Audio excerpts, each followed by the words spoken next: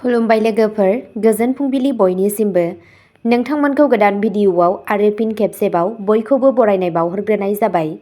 आं दिनै नोंथांमोननि सिगाङाव 23 एप्रिल 2025 मायथाइ एबा 9 बैसाग दान 1432 मायथाइ बुधबारनि सानसेनि फानजामुथिखौ फरायथिनो लादों। आसा खालामो नोंथांमोनहा भिडिअ'खौ नायना मोजां मोनगोन। गिबियावनो दङ मेष राशि। सहायनो हानाय लाखि, मानोना नोंथांनि गियान आरो नाजानाया थारैनो नोंथांखौ जाफुंसार खालामगोन। सोलो गोनां राङारि बिथांखिफोराव हमजानायनिफ्राय गोजानाव था। रां थिसननाय समाव जोबोद सांग्रां जा। गावनि समाजारि जिउखौ नेवसिनाङा। गावनि नखरजों मोनसे हाबाफारियाव बाहागो लानो थाखाय गावनि मुखुब समनिफ्राय एसे सम ला। बेयो नोंथांनि नारसिनथायखौल' बाङाइ खालामनाय नङा, नाथाय नोंथांनि गोनो गोथोखौबो फोजोबगोन। गावारि सोमोन्दोफोरा गोसो गुदुं आरो नाजुक थागोन। आथिखालाव बेबादि आगान लानायनि सिगां मोजाङै साननाया गोनांथार, जेराव गोसोखौ बिखानिख्रुइ बांसिन बाहायनांगौ।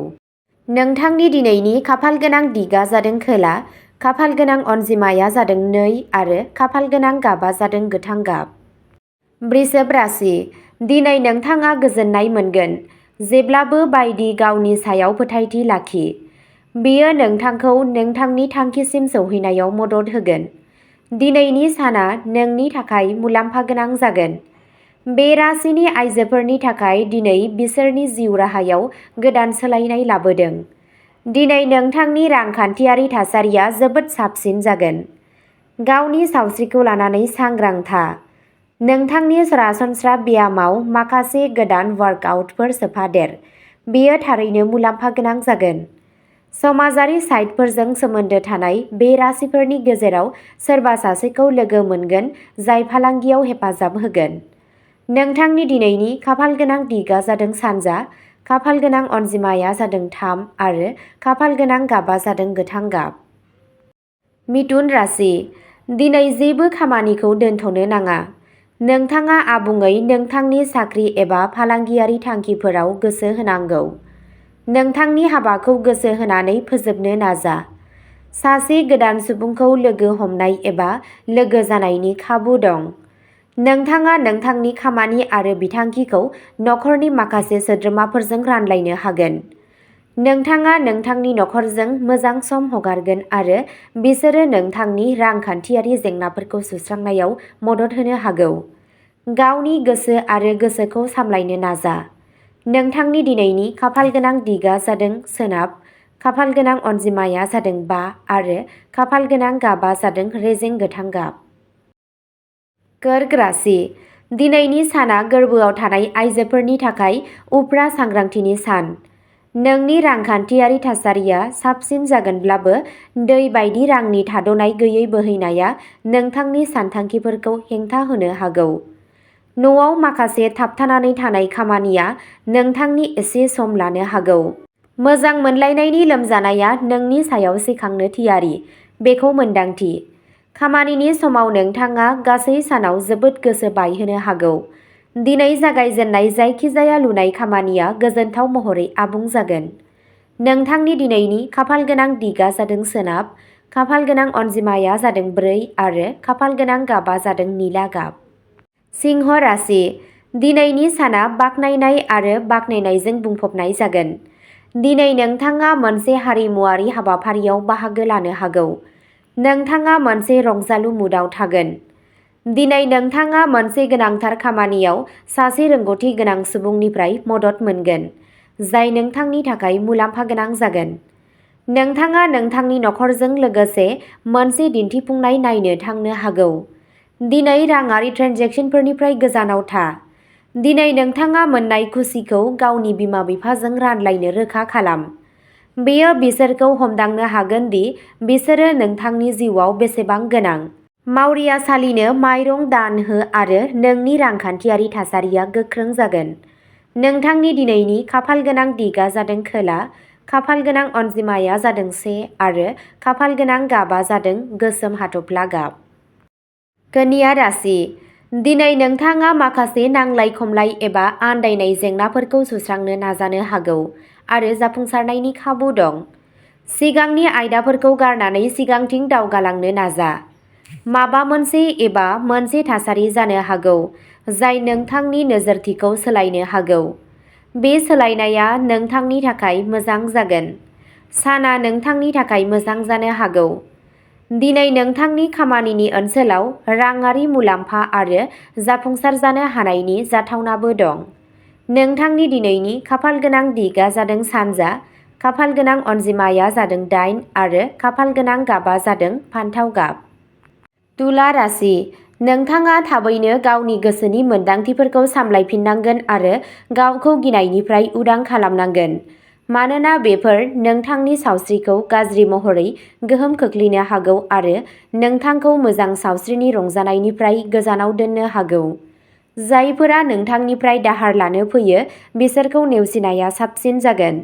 नोंथांनि लोगोफोरखौ नोंथांनि उदार आखुनि मुलाम्फा लानो दाहो। जुलि जायै सोमोन्दोआ नोंथांनि मान-सन्मानखौ गाज्रि खालामनो हागौ। नोंथांनि खामानि आरो सोदोबफोराव गोसो हो, मानोना जुदि नोंथाङा गोरोन्थिफोर खालामोब्ला मावख'आरि अनजिमाफोरखौ बुजिनो गोब्राब जागोन। नोंथांनि दिनैनि खाफालगोनां दिगआ जादों सोनाब, खाफालगोनां अनजिमाया जादों 4 आरो खाफालगोनां गाबा जादों निला गाब। वृश्चिक राशि, दिनैनि साना जिंगानिफ्राय उदां जानायनि सान। नोंथांनि मिजिंफ्रा दिनै बिबार बायदि बारगोन। नखरारि गोरोबलायैफोरा दिनै जोबगोन। नोंथाङा सोमोन्दोआव गोदान जागायजेननो हायो। दिनै नोंथांनि गोसोनि एसे बाहागोखौ बाहायनानै नोंथाङा गोरलैयैनो नोंथांनि थांखिफोरखौ मोनफुंनो हागोन। नोंथांनि रांखान्थियारि थासारियाव जौगानाय फैगोन। जुदि नोंथाङा गोदान गारि बायनो सानदोंब्ला बेखौ सानना नाय। समाजारि जिउनि मोनफ्रोमबो बिथिङाव नोंथांनि दिन्थिफुंनाया बाख्नायथाव जागोन। मानसिफ्रा नोंखौ बाख्नायगोन। थानसालिनि बायजोआव गोनां सुबुंफोरनो माखासे अनथोब होनो रोखा खालाम।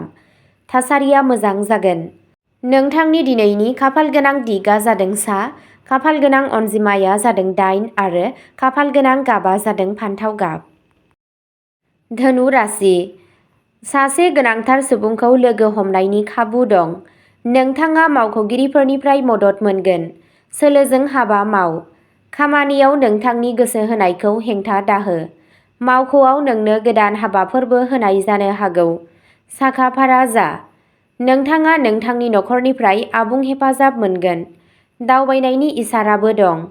मोनसे गोजाम दान्थे-बिदान्थेयाव मोनसे गोरोबलायनाय जानो हागौ।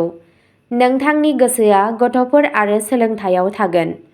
नोंथांनि दिनैनि खाफालगोनां दिगआ जादों सोनाब, खाफालगोनां अनजिमाया जादों 9 आरो खाफालगोनां गाबा जादों खमला गाब। मकर राशि, गोब्राब रांखान्थियारि थासारिनि जाहोनाव जायखिजाया गोनांथार खामानिया गेजेराव थाबथानो हागौ।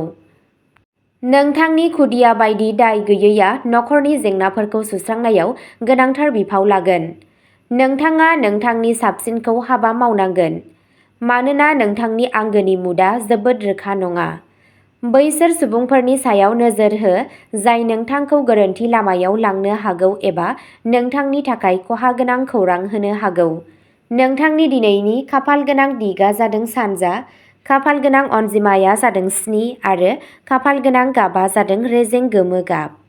कुम्भ राशि, दिनै नोंथांनि गोसोआ धोरोमारि सानथौनि फारसे गोसो होगोन। नोंथाङा मोनसे धोरोमारि फोरबोआव बाहागो लानो सानथांखि लागोन। नोंनि सोरगिदिं थानाय आबहावाया मोजां जागोन। राङारि मुलाम्फानि खाबु दं। गुबुन हादोराव फरायनो लुबैनाय फरायसाफोरनि थाखाय बेयो मोनसे मोजां सम।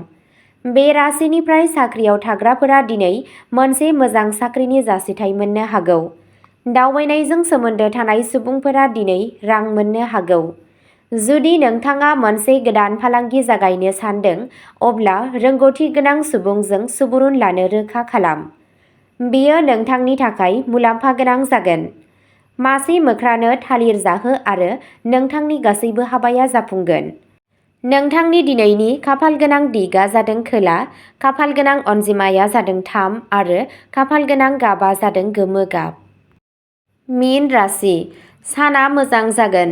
दिनै नोंथाङा बांसिन जेंनाफोरखौ सुस्रांनो हागोन। नोंथाङा जाफुंसार जानो हागौ। नोंथाङा राङारि थासारिनि सायाव गोथौवै गोसो होनांगोन।